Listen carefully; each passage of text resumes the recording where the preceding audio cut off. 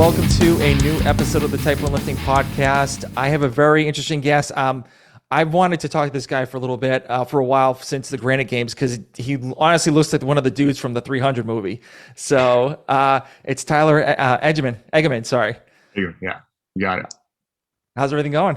It's going, man. Yeah. Thanks for having me on. Yeah. Super So, cool. so I saw, I don't know. I was like searching on Instagram, Yeah. and I saw a post of you with the dumbbells at the Granite Yeah. games of the show. I was like, God, that dude is so jacked. Like, and then I was like, holy cow, this is like unreal. And so that's when I started pretty much following you and Yeah. kind of like, seeing your story and stuff like that. And I was doing some research on you, and I looked at the CrossFit website, and I saw you holding, I think it's your son upside down in the picture. Yeah.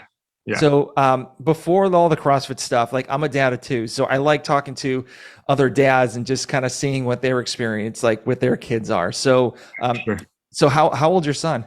He's 5. Okay, cool. So does he have like any favorite shows he likes watching, or like, what? He started getting into like superheroes. Okay. So he was Iron Man for probably a year and a half. Solid. Yeah, very He cool. Very was, cool. he was so into it that he would go out into the street and he would stand in the street and wait for cars to come so he could stop them. He would like put his hand out and say, "I'm Iron Man," and he would like try to stop the car. I'm like, dude, you gotta stop this with the Iron Man. You get ran over. So Yeah. he was super into it. And then I think he's Spider-Man now. He's been Spider-Man for like a year and a half. Yeah, that's Loves everything Spider-Man, shooting webs, yeah. everything. So Yeah. So does he watch like Spider-Man and Amazing Friends, yeah, or he's like watched Spider Friends? 400 times. Yeah. Yeah. My And then God. all Yeah. the other like PJ Masks and all those shows. Yeah. It's weird too. Yeah, my daughter's like that too. So we actually they were into like Spider-Man. Like I'm a big superhero dork too, so I kind of like brought it over to those guys. But like my daughter has a Spider-Man costume, and so what she would do is like try to jump off the couches and like shoot the spider webs everywhere and stuff like Yeah. that. So yeah, I know exactly what you're talking about. Yeah. So Yeah, you're funny. so when your son was born, like what was going through your mind like when he was born? Like the a lot of things, I guess. It was pretty cool. Just like have just a little buddy just to grow up with. So that was it was pretty cool day and cool time, and still awesome. So Yeah. So just has your dad or like anybody else in your family that you look up to, like kind of teach you anything that's you brought down to your kid? oh yeah, I had like grown up with my dad, and I lived around like a bunch of my uncles. So I had like 3 uncles kind of grew up like really close to me, and so we were all pretty close. And then so yeah, they were all just like really cool guys, hard workers. They had like my dad was a police officer and is in the military, and my uncle's a life flight nurse, and my other uncle's like in the FBI. And so they have like kind of these iconic cool jobs I always thought were like, tough guy, cool jobs. But they were also like super down to earth. They were always outside doing stuff, doing projects, working. And so just try to like bring that to my kid's life, just always doing fun stuff and trying new things. And so yeah. Yeah. I see you take your son to like hiking and like take him to the gym and stuff like that. So is he like one of those kids that like loves like swinging off the ropes and like hanging off the rings or anything like Yeah, that? he has an impressive amount of energy. It's like he wakes up in the morning, and we kind of joke about like he'll wake up and he starts talking like before he even opens his eyes. He'll start talking about what he's doing and what's going on and wanting to play, and he will not stop playing if you don't let him for like the whole entire day. So he'll wake up playing, and he'll go to bed and like be crying that he has to go to bed and can't play anymore. Yeah. Oh, I think that's every kid. Yeah, definitely. That's every kid, because my kids are like that. They just want to like run around, and then like when they go to bed, they just lose their mind. And so with my daughter, when I put her to bed, like with my son, I literally just read him a book and then he just goes to bed, no problem. But my daughter is a whole different story. Like you put her to bed, and I try to put her to bed, but she's like, no, I want mommy. So mommy like sings her a song and kind of makes her stay up a little bit longer. So that's why she wants mommy so much. Yeah. And I'm Yeah, for like, sure. just go to bed. Like, is there enough Benadryl in here just to knock you guys out? Just go to sleep. What are you doing? Go to sleep. Yeah, it's crazy. I always think he's gonna get tired. We'll go out like on a long hike and we'll like go swimming and we'll go to the gym and work out and do all these things. I'm like, he's gonna be tired for sure. He's gonna fall asleep. Nope, not tired, just full energy. It's I crazy. think he might have gone into your pre-workout like every day. Every single day, I guess. So, what are some of the things you're looking forward to as a dad when he gets older? Um, well, like a little bit of my story. A couple years ago, I got divorced, so I don't live with him anymore, which has been pretty tough. But I think just looking forward to the future, I like last couple of years been thinking a lot about like what kind of memories I thought were really valuable for like with me and my dad and the things that I remember and grew up with.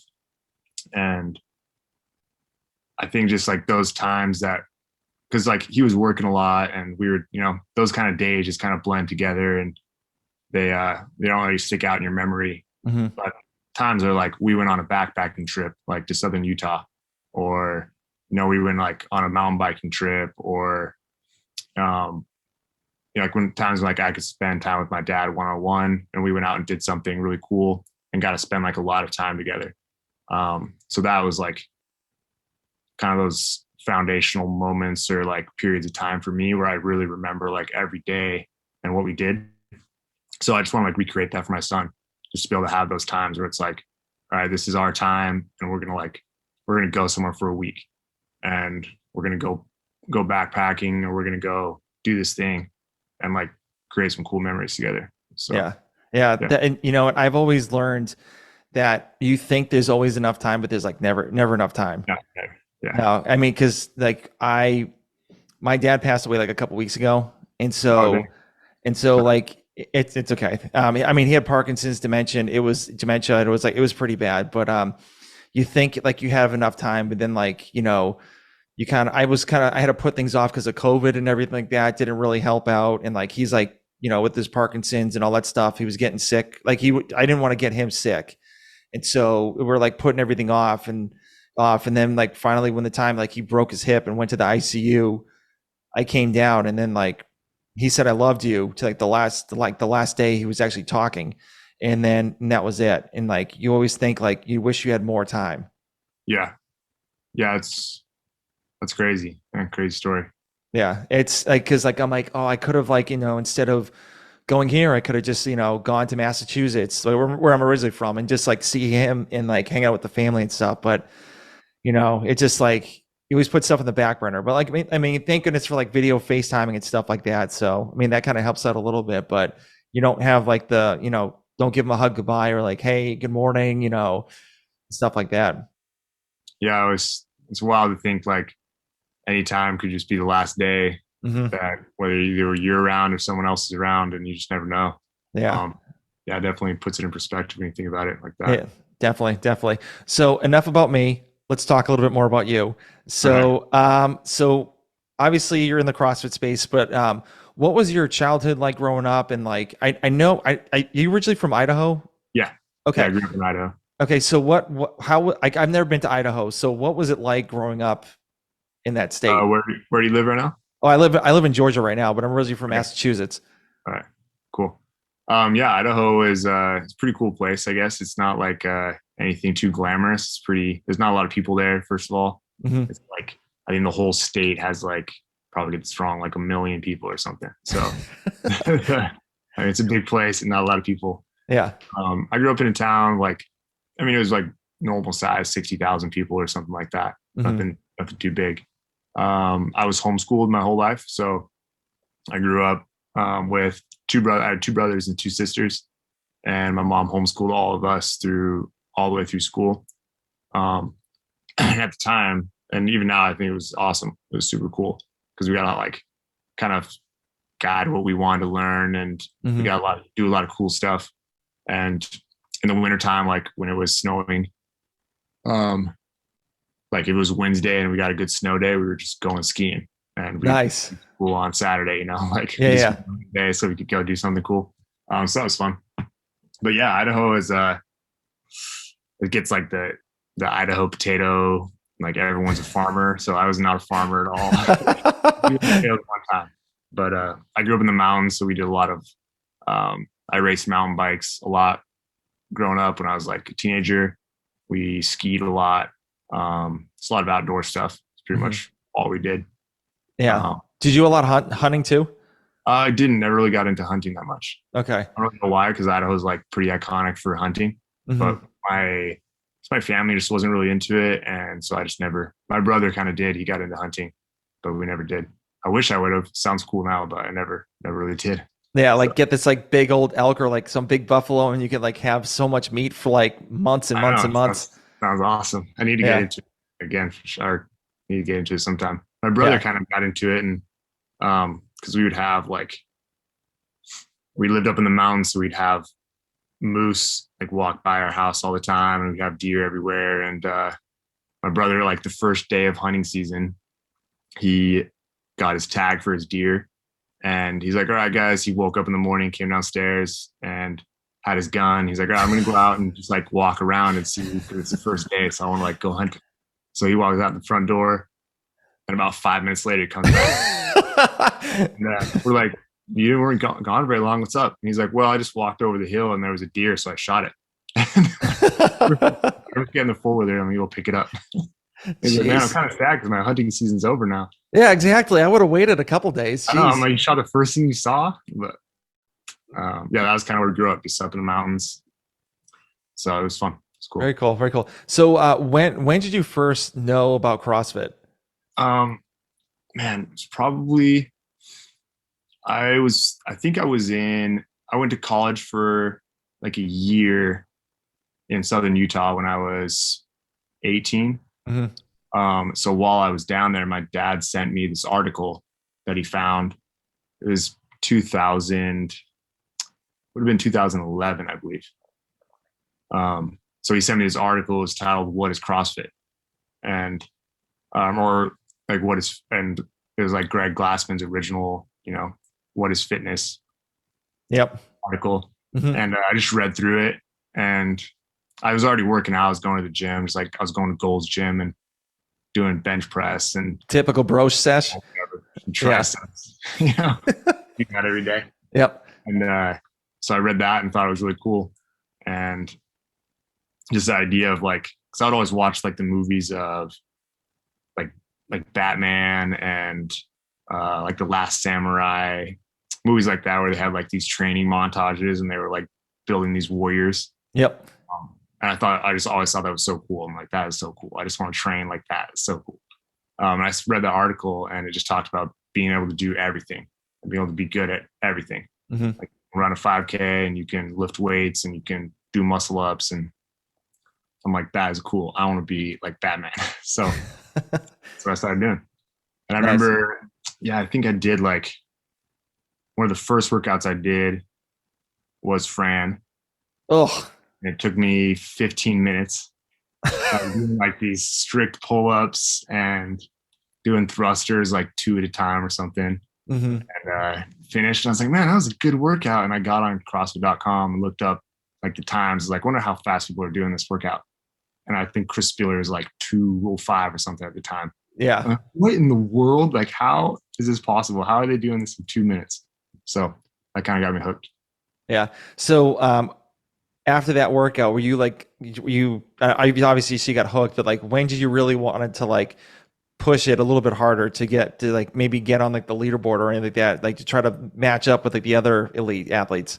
Man, it's so long ago, but I think I just remember doing like starting to lift some weights and starting to like, and I came back home from college for the summer, and I remember like it was almost my birthday, and I thought, all right, for my birthday, I'm either gonna buy myself a barbell or find a CrossFit gym. And I thought, I'm like, there's no way there's a CrossFit gym in my town. Hmm. It's all pretty new, and like no one knows what CrossFit is. And I Googled CrossFit, and the gym popped up, Oh, nice. um, and it just opened like the month before. So brand new, first CrossFit gym in the town. And um, so I was like, oh, sick. I guess I'll go check this out. And I went down there and there was no one knew what CrossFit was. So most days I was like the only person in class. And it was just like me and these two brothers that started this gym. And yeah, I just loved doing it. And then I started doing these workouts and lifting, and I started seeing what other people were lifting and like their workout times.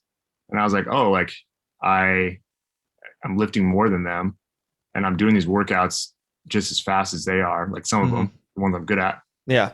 And I thought, oh, I should be able to compete with these guys. And yeah, that's kind of when I started like thinking I wanted to, like, I remember my first Fran was 14 minutes. And then after like a few months, I was like 230. And I was like, oh God, that's good. I can do this. And then I've got like a 400-pound front squat. Like most of these guys can't front squat 400 pounds. Like I can do this. So yeah. I just started like one thing after another. Yeah, that's kind of how I got into it. So have you been naturally strong like your whole life pretty much? Yeah, I think like my conditioning has always sucked.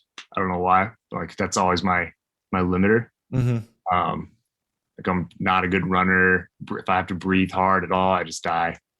But yeah, like I got into like, I don't know how many months in. Yeah, I could front squat 400 pounds.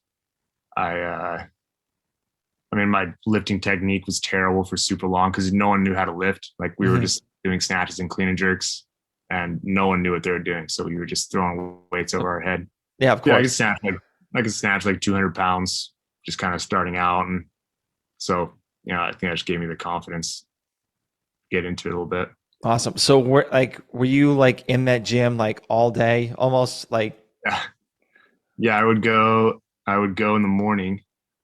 Cause I had work. So I would go in the morning, like to like the 6 a.m. class, and I would do the Metcon, and they were always just stupid. They were like crazy workouts because we just write our own workouts, and they were crazy.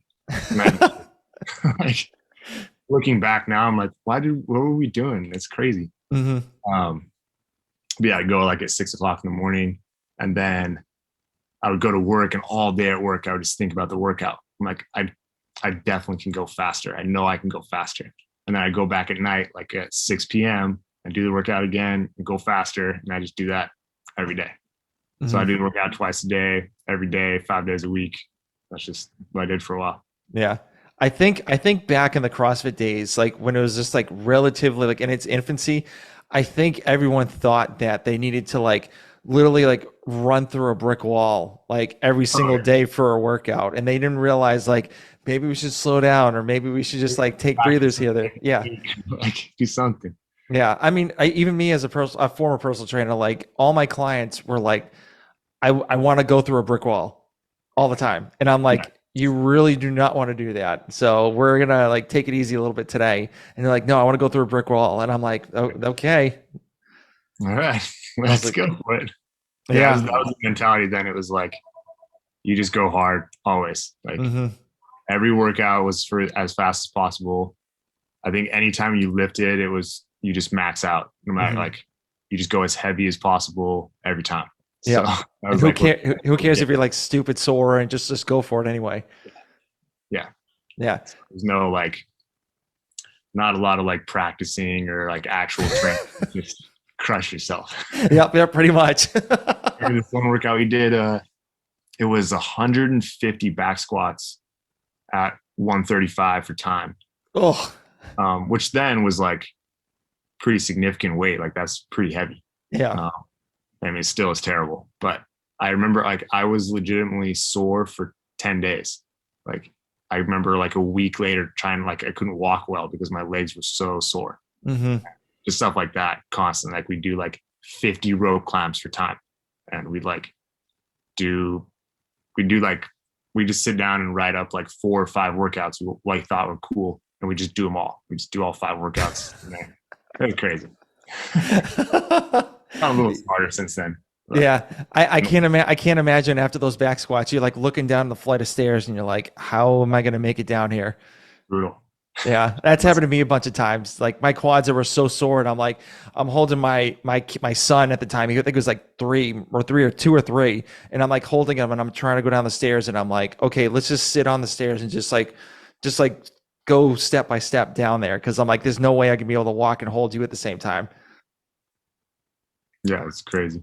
We've gotten smarter over the years, I guess. We've Yeah, kind of of figured course. out Yeah, lower down a little bit better, and so yeah. yeah, we've So, gotten a little better advisor. yeah. So, did you start coaching there as well?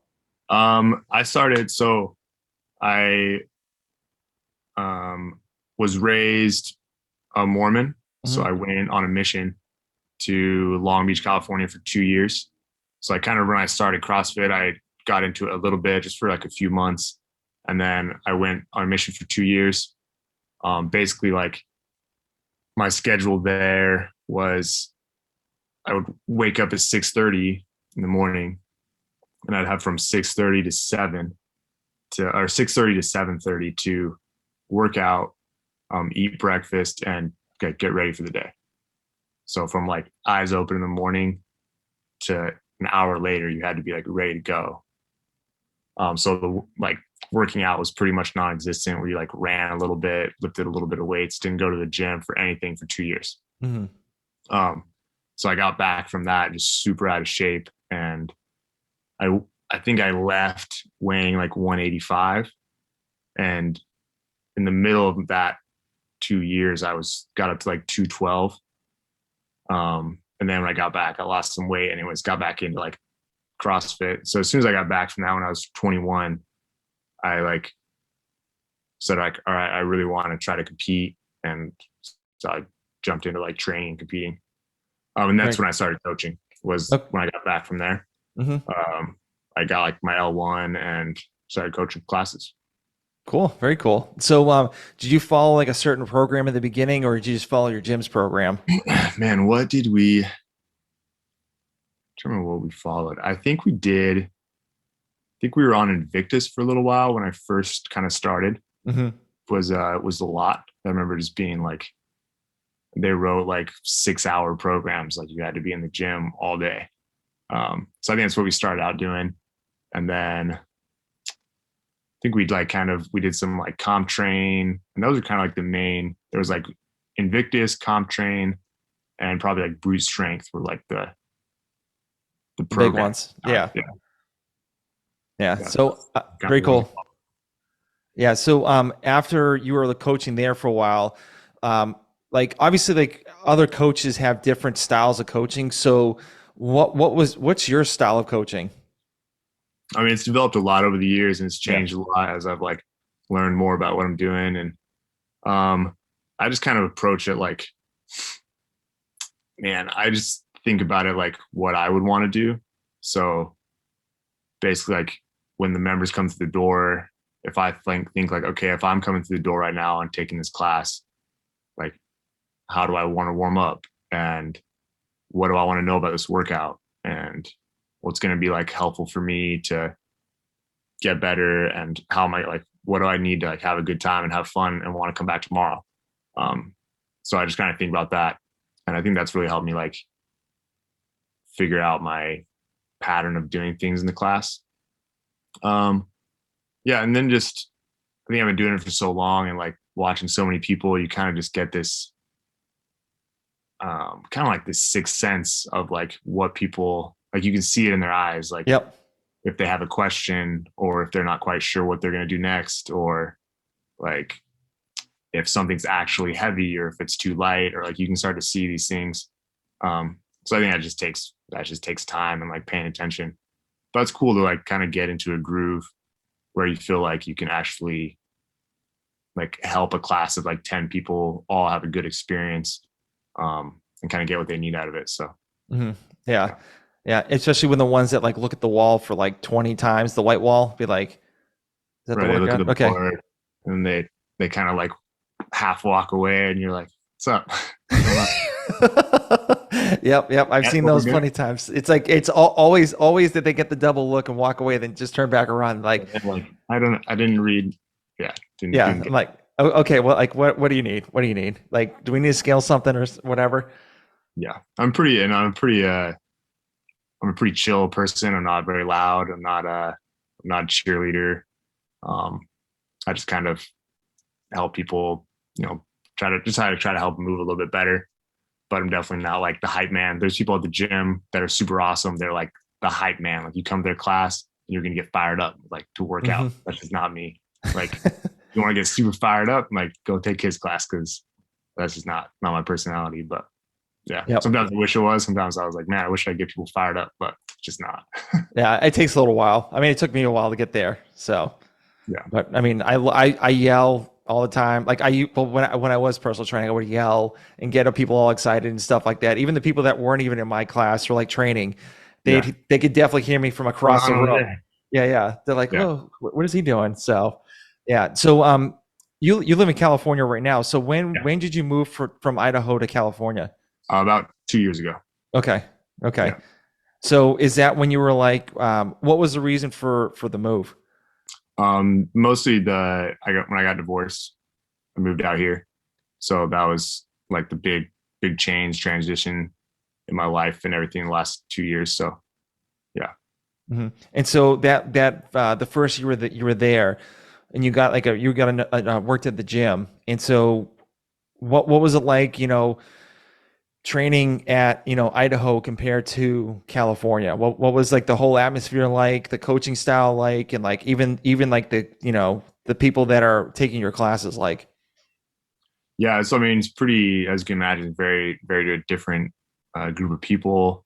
The the gym that I was started coaching at and coaching at still Paradiso CrossFit um, in here is pretty big. Like they have two gym locations. One of them has, I mean, this total of like 600 members, I think, or something like that. That's insane. So going from like our gym in Idaho, like our biggest class was maybe like 12 people, and that was, just like one time a day.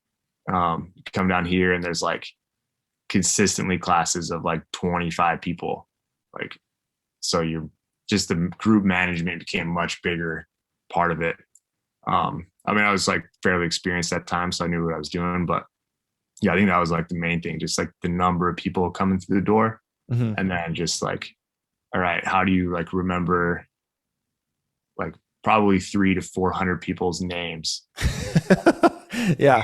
Like, good luck remembering all these people. And then there's new people just cycling through constantly, so you're always like, okay, is this a new person? Are they brand new? Are they just like their first time? There's tons of drop-ins all the time. So it's like, all right, you have 3 drop-ins, you have 2 brand new people that have never done CrossFit, you have 12 members that have been coming for years. Like that kind of dynamic was like pretty challenging for a Hmm. while. So yeah, still, Yeah. I mean, it's always challenging. But Yeah, I can't imagine your first class when you had like 25 people in there. You're like, what the hell like what? oh my Like gosh. eyes were blown up. They're like, We okay, got 8 squat racks and 10 rowers and 25 people. So you have to like change workouts and like partner people up, and you know, it's a job, but it's yeah, fun. It's a yeah. I mean, it is. It's always an event. I think of it always as a new adventure, like every single day. yeah, you just never know what's Yep. gonna happen. Yeah. Yeah. Always something always different. Something always different. So, but you've actually been to the semifinals, and I think sorry, regionals and semifinals. Yeah. I think it was like 2018. You went to the South Regional. Was that? I think I'm correct. Yeah, I think, let's see if I remember. 2017, I went to the North, I think it was the Northwest Regional Hmm. or the West Regional, maybe. I don't remember when they split them. I think it was just like this West Super Regional at that point. Okay. I Yeah. was in Portland, Oregon. That was the year there was no barbells. It was like all of a sudden there was no barbells in CrossFit anymore for like a year. Yeah. I remember that. So what was it like when you got the invitation to go to regionals for you? It was like something. It was a goal I had for a long time, um, and so it was. I mean, it was super cool. I remember finishing. It was what workout was it? Oh, it was the 10 rounds of double unders and thrusters, like 9 thrusters, 35 double unders, something like Hmm. that. Yeah. That was the last week workout of the week, and I did it once, and I just knew my time wasn't good enough because I knew I could see the leaderboard, and Hmm. I was pretty close to the cut line. I mean, I was I think I was like a spot out or something like that. I was in like 23rd place. Um, and so I knew I had to do it again. I knew I had to go unbroken on everything. Like I couldn't mess up my double unders one time. And so yeah, I did that workout and did it perfectly. Like didn't mess up my double unders, everything unbroken as fast as I possibly could. So I was pretty stoked about that. Just kind of knowing like, okay, like I did as much as I possibly could. Now I'll just see what happens. Mm-hmm. And I'm still outside the cut line by like 2 spots. So I think it took a while. It was like 2 weeks after the open. And then I got like enough people dropped out or went team or whatever and got my invite. It was pretty cool. I was pretty excited. I was super excited to be able to go to regionals. So Yeah. What was the whole atmosphere for you like with your first, regionals?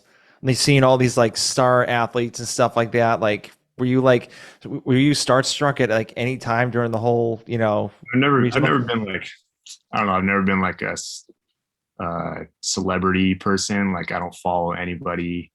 Like I could care less if I met most people. Like I'd be like, there's like 3 people in the world that I think would be cool to meet. Mm-hmm.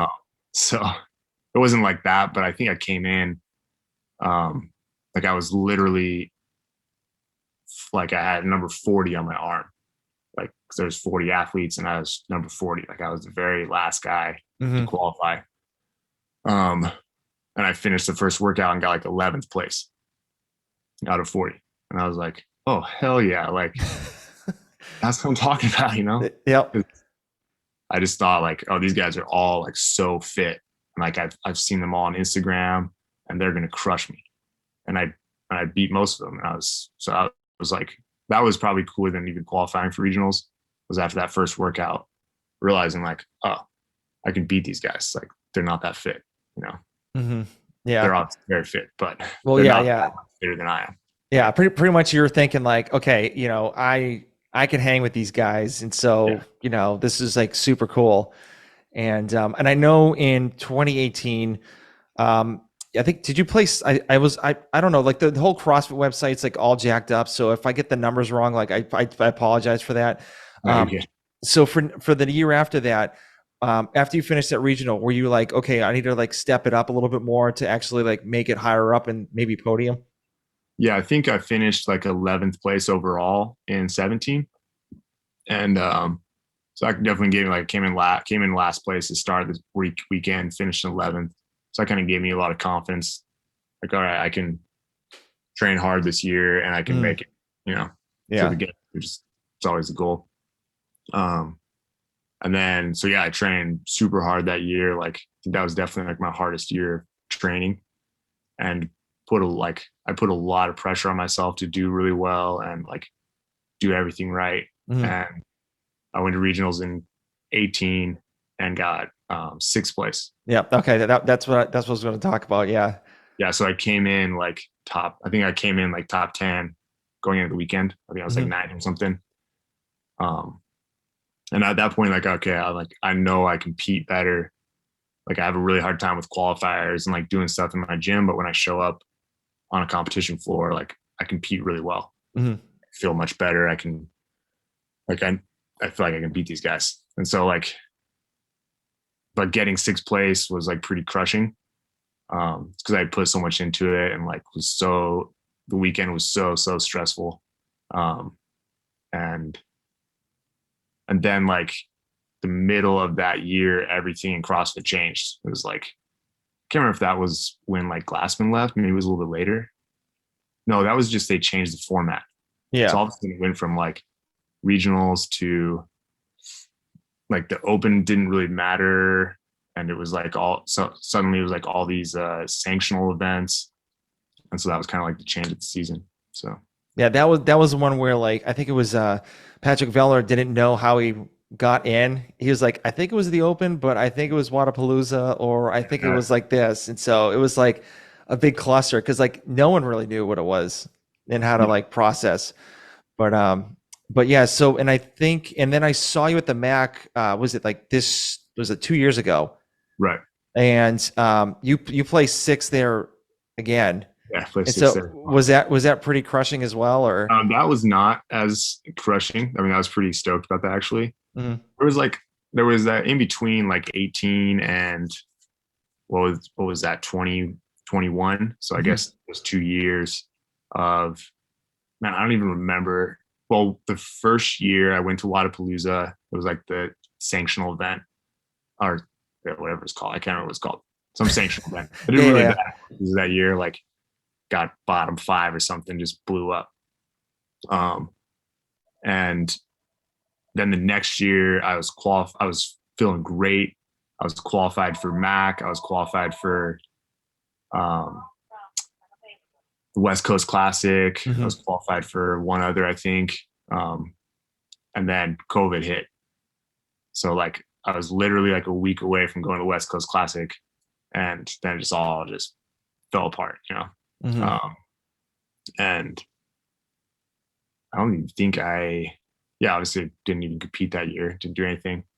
That Um, that that must have been super hard for you because you were like training so hard, and then all of a sudden you're like ready to rock and roll, and then all of a sudden COVID hit, and then like were you thinking like, hey, this whole year was like a waste at all, or yeah, I mean, it was tough because on the one hand, like I knew it was like everyone was going through it. I wasn't like, oh, it's just me. Like, you know, I didn't get like kicked out of West Coast Classic. It was like the event just didn't happen. Mhm. Um, so like logically, I was like, oh yeah, it's like this is just what it is, and everyone's going through it. So like, I can't feel bad for myself that I like can't go compete because you know the whole world's shut down essentially at this point. Yep. But like emotionally, I think that was tough just to put so much time and effort into something and then like really have and just feel like you're so close and then just have it kind of taken away from you. So yeah, it was tough. It was a tough time, like trying to like find some reason to train because I'm like I have no idea when I'm going to compete again or do anything. Mhm. It's like trying to find some motivation to go to the gym was pretty tough. I just remember like trying to go work out and just be sitting there like, why am I even working out right now? Like, my whole motivation to train always has just been not always, but it kind of gradually became like just to compete. Mhm. So if like I'm not competing, why am I even? What am I doing here? And yeah, I mean, it was tough. Yeah. I mean, So even for me too, for actually for anybody, like it's like there's so many Zoom, classes you can take and be like, okay, this is getting a little ridiculous. Like yeah, literally you have a coach just sitting there watching you guys, like watching yeah, everybody work out. It's just like, and I get bet you the coach is just like, okay, I'm done with this. But like, yeah. yeah, there was a couple times that I was like, all right, I gotta, just like kind of half-ass a workout. And I was like, okay, I guess that's good enough. I was super lucky because I lived in Idaho, so they're pretty chill about everything COVID, anyways. And then also had um like coach at the gym, so I had access to the gym all the time. So we took like, I mean, we were only shut down for like 6 weeks or something short. Um, but the whole time, like I was able to train, and well, everyone else was like locked in their houses all over the world. We were like had this 10,000 square foot gym facility all to myself, and I was just working out. So Yep. Yeah. it was kind of awesome at the same time. It was cool. Yeah, awesome, awesome. And so obviously the Mac you play six, and then you went into the Granite Games this past year. So was that like one of the first spots you wanted to go to, or were there like any other places that you wanted to go first? So like the first year of semifinals, they kind of gave you like they gave you a choice. So you had like you could put in like your top, I think it was four events, right? Yep. So you could put in like, okay, this is my first, second, third, fourth choice. And going into the second year, the idea was that it was going to be the same. Like that format was going to be okay. You qualify, the better you do in the quarterfinals is where you'll like they'll seed you from there, Hmm. and then you also get a like preference. That didn't happen at all. Like CrossFit basically just took that and said, all right, we'll just put you wherever we want to put you, and we'll try to separate out some of like the big dog like games athletes, but everyone else like essentially just got put randomly. So Hmm. no, that was not my first choice at all. So was it West Coast that you wanted to go to first, or Yes, I think I don't even know if was it even open? West Coast didn't even happen No, no. this year, but the first year, yeah. Yeah. The first year was Mac was my first choice because I kind of knew their programming, not like their actual programming, but like previous years. And I knew it was like very CrossFit-y, very simple. And I was like, I know I'm good at that stuff. So that was my first preference, and I ended up going there. And then this last year, my first preference would have been probably would have been Mac again because it was such an awesome event. Like they did such a good job. Mm-hmm. Like when I went to Mac last year, it was impressive to me. Like they did such a good job. It was ran really perfectly, and those guys can put on a really good event. And then the following weekend, I went to my girlfriend's event at Granite Games, and not to throw them under the bus or anything, but it was terrible. Like Mm-hmm. very poorly ran event. So I was like, I do not want to go to Granite Games because it was terrible. I ended up going to Granite Games. Yeah, you should have just shut your mouth on that one. I know I shouldn't have said anything. I would have gone somewhere else. Yeah, I think you like the Mac because of the torque tank. Oh yeah, for sure. No, the torque tank was terrible too. Where I was listening to a podcast and I think they were talking about like the torque tank. There's no way to get ahead of a person in front of you when you're using the torque tank. There's like it's impossible. Yeah, yeah. And there's no like, yeah. There's all these things that like, from a viewer's perspective, you don't kind of like you don't notice. Mm-hmm. Or when you sit down like backstage with all the athletes, there's a lot of things that like get brought up about the event or about workouts. And I'm sure like this last year at the games, like this last CrossFit Games, that was probably a big thing. Because a lot of that like conversation I don't think really gets out that much. So you hear athletes talking, and even like big name CrossFit athletes saying stuff about the event or about workouts, but that will never really get out because it will like hurt their image or whatever.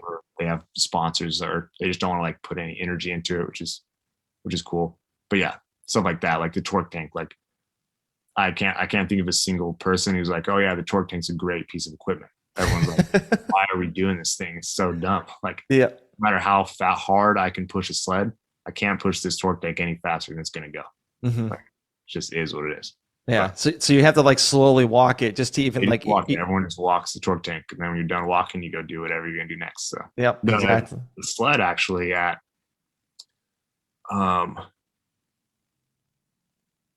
Granite Games was very different because they put like these skis on it. Mm-hmm. Oh, I remember that. Yeah. That was actually like legit. That was tough. Yeah. Okay. Very cool. Yeah, I do remember seeing that. Yeah. That looked horrible. Yeah, it was, man. Yeah, that was rough. So, what was your expectations going into Granite Games? I've had like again like really high expectations. At this point, like I've been doing CrossFit for like 9 years or something. Mm-hmm. So I kind of like, I mean, it sounds like self-demeaning, but it's like I know like I'm not Matt Frazier. Like I'm not like going to the games. I'm going to win 5 times in a row or anything. Like it would be really cool if I end up at the game sometime by some luck and some fitness and whatever. But like for whatever reason, my lifestyle, my fitness level, my capacity, whatever it is, like probably not going to be like a high-end competitive athlete for years, which, like it's tough to accept at first, but once you kind of accept that, then you're like, all right, what's my real reason for training and working out? And then you can kind of build from there. So I think going into Granite Games, like I finished maybe like top 25 or something in North America in quarterfinals. And so I was feeling great. I was like, all right, top 25 in this online qualifier. And only like 5 or 6 of these guys at the event actually beat me in the qualifier. So I think I have a pretty good shot of like passing some of those guys and getting a top 5 spot. And I showed up at the event, and the first workout was that thruster handstand walk one. And I got like 2 sets in and just, I couldn't feel my arms and my legs just felt like bricks. And I was like, man, I probably just came out too hot. Like I'll be fine. Just got to push through this event. So I finished that event, didn't do too well. And that just didn't go away. I just rest of the weekend, especially that I think it was the first event of the second day. Um, like I was in a lane right next to Chandler Smith, and we did our sit-ups, our GHC sit-ups. We did our wall balls, and we did a bunch of overhead squats. And I got back to my second, and we got back to those muscle ups, and I got like halfway through the muscle ups and just was so dizzy. I just like was holding on to the rig, and everything was kind of moving. I was trying not to fall over. And for the rest of the weekend, it felt like awful. Every workout was just a grind, and felt like my legs were full of bricks and just slow and heavy. So yeah, it was just a rough weekend. Didn't feel too great. Yeah. I mean, it happens. I mean, even look at Chandler Smith. He had a breathing issue that no one knew. Yeah, I don't even know what really happened to him. I never really heard. I'm assuming he was sick or something, because he was doing rough. So I think I watched the Buttery Bros movie that they did on him. It's on YouTube, and I guess he has like asthma. He's had asthma like even in the military, and what he would do is like he'd have asthma attacks in the military and push himself even harder to kind of like so he won't get like medically discharged from the military. And I guess like one of these asthma attacks just like flared up, and he just couldn't recover. Like he couldn't recover from the asthma attack the whole weekend. Yeah, you could tell like he would finish events and he would just like he was like passed out on the ground, just dying all the time. So I'm sure that was pretty rough. But we were like, for whatever reason, we were like next to each other the whole weekend. Like he was in the lane next to me for whatever reason, the whole time. So yeah, we were like just dying together out there. Did you guys talk at all? Not a whole lot, no. Okay. The guys are pretty chill, but most like because everyone's in like competition mode, so like just don't talk a lot usually. The only time you see people like when you're warming up or when you crowd, and it's like pretty high stress, so everyone's just kind of standing around. There's always like one dude who's joking around and super lighthearted. Everyone else is just quiet. Yeah. So one of the athletes there got popped for PEDs. I don't know if you want to talk about it, but like, what are your thoughts on, I mean, people popping for PEDs in the CrossFit space? I mean, I've gone through the whole like, on the one hand, you have like this image of competitive CrossFit, and if you want to be competitive, then if you want to be competitive, you have to like you have to assume that no one or very few people are doing performance enhancing drugs. Because if they are, then to be able to compete against them, you have to do what they're doing. So like there's this thing where it's like, all right, I don't want to think that like everyone's on PEDs, because then it just undervalues everything we're trying to do, and also makes like my efforts kind of worthless. Like I can train as hard as I possibly can, and unless I start taking steroids, I'm never be able to compete with them.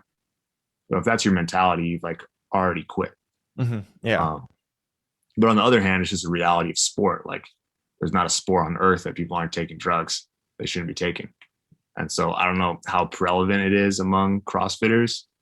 Like I know there's definitely people that take them.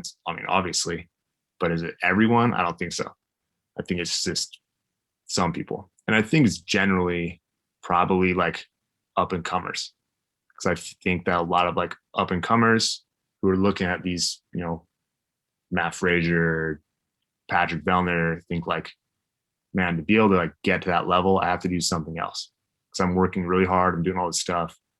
I'm gonna have to like do something else to compete with these guys who I think, not I, but like if they think they're on steroids, you gotta do steroids. So well, that was one of the guys that talked to. He was on the Savan podcast, and I think Nick Joel, I think it was named, that got popped, and he was like, I just got sick and tired of like placing in a lower level, so I was just like sick and tired of it, and I was like, okay, screw it, I'm just gonna do it just to get to the higher level. And obviously, like, yeah, it might have been great in the beginning, but is it really worth it? I mean, you're not making that much money in CrossFit anyway.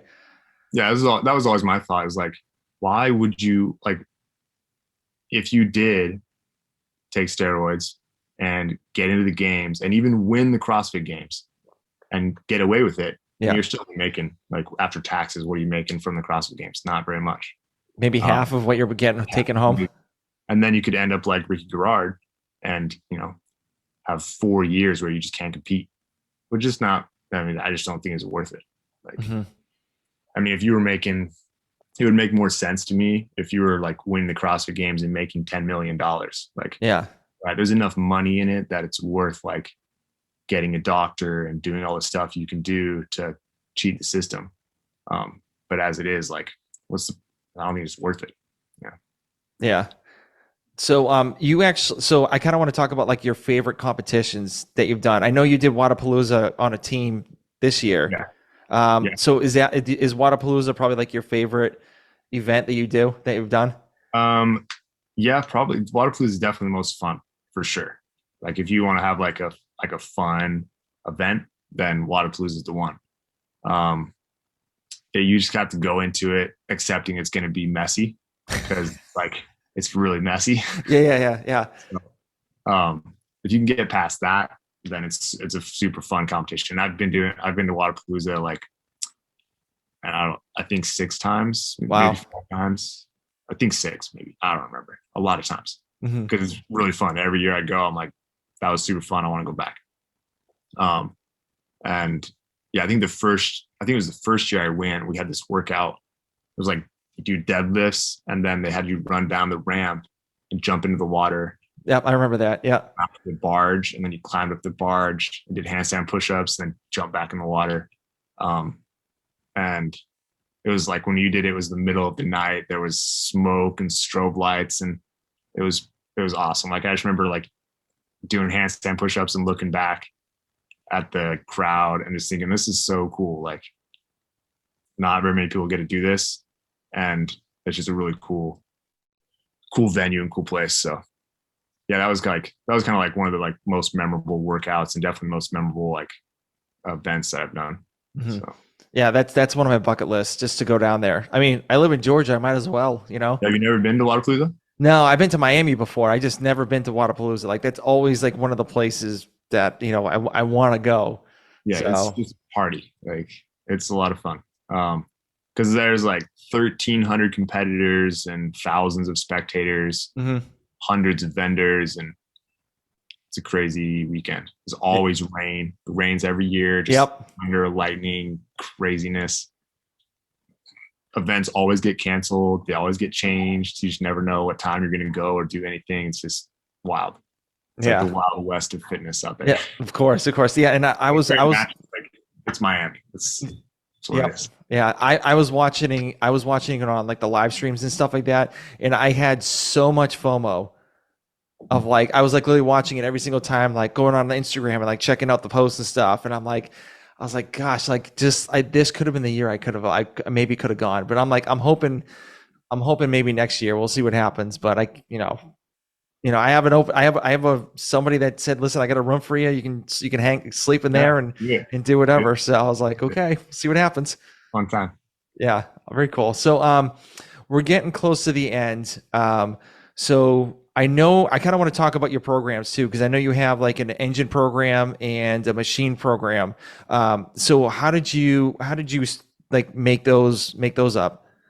Yeah, it's something I just kind of started doing recently. I've been programming for the gym I work at, and then just after competing this last year, I took some time off, and then coming back into it, just started like keeping it really simple. I would start out just like doing a single lift, Hmm. and then just doing some accessory work, and then doing a metcon and calling it a day. That's what I would start doing most days. And I kind of really liked it, and it was really fun. And then I just thought like there's a lot of people that probably want a little bit more than just a normal class workout at the gym. Probably Hmm. have a little bit more time. And there's a bunch of dudes out there that like they like CrossFit like me, but they also want to be big, and they also want to have some muscle and like look fit. And so I thought this is perfect. Like you can do some weightlifting, do some bodybuilding, and work on that. You can hit a quick CrossFit workout because it's fun, keeps your fitness up, and you're in and out of the gym 90 minutes. And I just knew some people that might be interested, and so I started writing out this program and just sharing it with people. So yeah, just barely started that just a few weeks ago, And so hopefully I can start to like grow that a little bit. I think it'll be super fun to like start to build some content around it and everything. And then, yeah, the engine program is just like a 12-week cardio kind of based around like machine, C2 bike, assault bike, ski, row, stuff like that. It's pretty simple, just like 30, 40 minutes, like 3 or 4 times a week. Mhm. Conditioning. So, Very cool. Are you looking to do like gymnastics or anything like that, or are you just kind of yeah, stick with those hopefully two? the goal is kind of build out that program. I Mhm. would love to be able to have some kind of work and I guess income that's just online so I can start to, I guess, like just reach more people because I feel like in the gym you're pretty limited. Like this is like you're kind of limited to people that walk through the door. So if there's 50 people that walk through the door, like those are the people that you can program for. Mhm. Um, but the world is a big place. Oh So yeah. I think there's a lot of people out there that would benefit from some like some coaching and some programming. And I think I just reach a lot more people than that walk through the gym door. So Yeah. So I've noticed for, coaching people and stuff like that, people say like, "Hey, I want to look like you." And so yeah, that's how people want to like start training with you. So I mean, I would kind of go that route. I mean, shit, you're jacked, so you might as well, go use it, right? you use it. So I mean, you could probably get a good amount of like, people following your program too. Yeah. I mean, that's what I tell a lot of people, I'm like, look, I know I have good genetics. Like it's just, it's a fact, but I've been training a lot for a long time. Yeah. So it's like a combination of both and everyone can optimize what they're given. And so you may not have fantastic, bodybuilding type genetics, but you could be super fit and it's just going to take some time. Like it's going to take some work. So Yeah. So asking for a friend. So is the engine workout good for like a 6'6" guy that weighs about like 215? that's perfect. You Okay. crushed. Yeah, you crushed that. You crushed that training program. Okay, Probably good. be smashing those machines. Yeah, I love using machines like the rower, like it's Yeah, I easy, bet you. ski. So the gym I go to now, they have a skier, and it's like the first time I'm kind of like messing around with it. And man, like one pull, I'm already like pulling like a calorie, like each pull, Yeah, and I'm like, nice, nice, this this is is what I'm talking awesome. about. Yeah, and I just need to work on the assault bike a little bit more because like I just got an Echo bike, and I'm like trying to mess with that, and it's just like, whew, it takes a lot out of you. Yeah, it just is. It's a grind on the Echo bike always. Yeah, I know it's like stupid heavy too. It's like 220 pounds. You're like, good Lord, like solid steel too. It's just built like a tank. Yeah. Oh, they don't ever break. I mean, we've been riding Echo bikes forever, and all you have to do once in a while is like tighten those little bolts. Assault bikes, though, they just crumble. They hmm fall apart under any use. So Yeah. Echo Yeah. bikes will go for sure. Yeah. I'm excited. I was so happy I got it because it was my birth. Like I'm old as dirt, so I'm gonna be 43 on So Sunday. So old, so old. But like my wife gave me the Echo bike for my birthday present, so I'm like, nice. And I got it like a week before my birthday, so I've just been like messing around with the like early morning working out, like just like warming up before I go to the gym to work out and stuff. And so yeah, yeah, super helpful. yeah, it's great. All right. Love some machines. Yeah. Okay. So now we're getting to like the non-rapid fire questions. Okay. So, do you have any goals for the rest of the year? I know you kind of talked about it through your program, but like, do you have anything like other personal or like athletic based? Um, Kind of my main goal is to for myself mostly, and I would like to be able to share this with other people is just kind of building out like a little bit of a like almost like a lifestyle program. Hmm. Um, so I think so much of my time has been focused on like pushing my competitiveness. I think I've left out a lot of just like, all right, do I want to be like fit and healthy when I'm 75? So a little bit more like longevity stuff and just kind of a lot more just mental health things and yeah, just more longevity focused stuff. So I've been like working on my diet a little bit, just trying to like move a little bit away from so much competitive eating to, Hmm. I mean, not competitive eating, but like I know what you're talking about. Yeah. eating to be competitive. Yep. Um, just to like a little bit more healthy, like going for walks, old person stuff. So Mhm. I find it's been nice, it's been helpful. So kind of one of my main goals. Yeah. All right. Very cool. Very cool. What is your favorite book? Favorite book is probably has been for a long time The Walking Drum by Lou L'Amour. Okay. Never heard of that one before. That's the old thick book. Most of his books are like really small, like westerns, and Mhm. this one is, anyways, it's awesome, like adventure story. I read it a long time ago and just loved it. So yeah, Okay. Okay. What is in your gym bag? I know you did an advertisement for the new bag that you have now. So, what is it and what do you have in there? yeah. Haven athletic bags, pretty cool. They sent me one, so it was really cool of them, and keeps all my stuff organized because I'm just a disaster. So I always tell people like the only thing you need, like I would work out in like chucks and jean shorts as long as I have grips. If I have gymnastics grips, then I'm good. Mhm. My main go-to thing. That, a belt, and Evo jump rope. Those are like pretty low maintenance. I don't have knee sleeves. Um, yeah, I don't like everything else is just kind of extra once in a while, but those things are like go-to items. Yeah. Yeah, I've been watching your store, like your Instagram posts, and like, why don't you, you never wear knee sleeves, and like, what's the whole reason Yeah, for I you can't don't? breathe. That's the main thing. I wore knee sleeves one time or a couple times, and I just feel like I can't breathe. I guess I breathe through my knees or something, but Okay. I get like claustrophobic. So Interesting. Okay. All right. All right. yeah, That's I didn't wear like lifters until just a few years ago, and I just hate wearing knee sleeves. But yeah, Yeah. I just started wearing lifters like a couple of years ago, but I think my main thing is like I don't want to rely on them on like every single big lift. yeah, So right. I just want to wear like regular sneakers while I do work it, like when I do heavy lifts, like once in a while, just so I can be like, okay, if I'm in a workout, or like the open, they have like a heavy lift and I'm wearing sneakers, I can handle it. Yeah, you can just jump in and hit it. Yeah. Yeah. Yeah, exactly. So this one's going to go a little deep. Let's just say you're on your deathbed and you have everyone, all your friends and family around you. How do you want people to know you as? Oh man.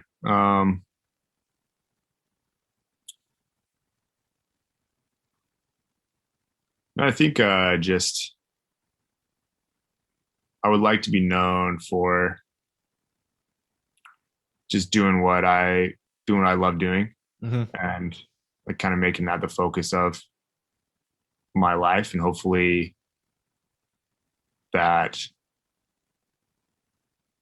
that can like help some other people, try to do what they love, whether like you're going to be rich or not, or whether you're going to have all the things you want exactly like you want them. You spent your time doing something that you actually really enjoyed doing. So yeah, Awesome. that Awesome. answers. Love it. Love it. So where can people reach out to you if they have any questions with like your programming or if they want to like, hop into your gym and, try to outflex you or anything like that? Or Yeah, for sure. Come on down to Redondo Beach, California, and jump into the gym there. I coach at Next Level CrossFit and Paradiso CrossFit over in Culver City. So great places to work out. Yeah, the best place to reach me on, it's the only place I'm really on is Instagram. Like I can't handle any other. I've tried TikTok, I think, for a day and oh, quit. And I had to get rid of it too. I just couldn't handle it too much. too much. Too much. Yeah. Instagram's too much. But yeah, just DM me on Instagram and I'll answer you back at some point. I'm terrible at answering messages or getting back to people, but I'll get to you sometime. For sure. Awesome.